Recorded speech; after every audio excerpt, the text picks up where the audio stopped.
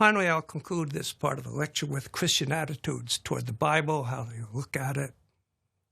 And I use 4 prepositions.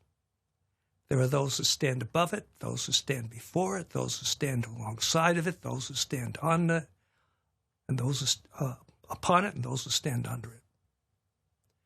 The liberal theologian, if you read their books, this will help you to read when you're reading literature on Old Testament theology. This will help you to understand where they're coming from.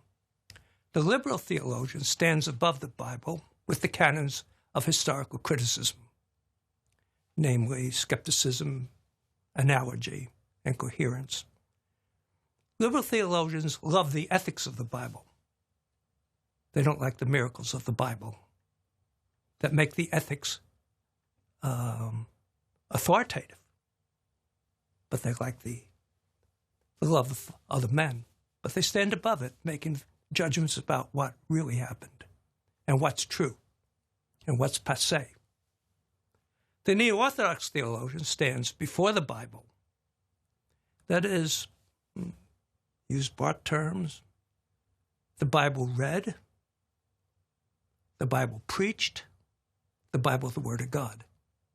It isn't the Word of God until you hear it as the Word of God. It confounds revelation and inspiration with illumination. It really isn't the Word of God until you hear it. Then it becomes the Word of God. That's the neo-left. He stands before it, hoping to hear a word from God. The traditionalist view is they stand alongside the Bible with their confessions. So the Jewish community stands alongside the Bible with the rabbinic interpretations of the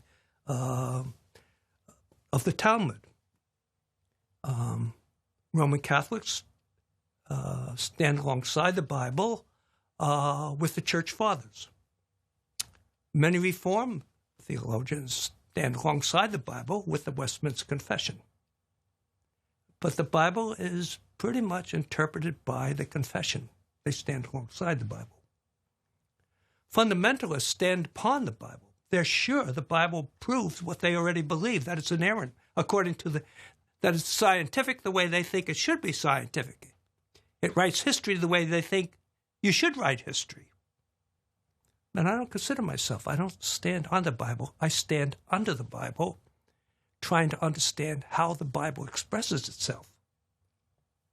So I'm learning how it writes and how it thinks, and I discover that is not necessarily the way I think, but I stand under it. For myself, I come to the Bible with a critical mind. I think about it. And having done my critical thinking, I return, as Paul Ricoeur put it, to a second naivety. I come with a childlike faith, trusting.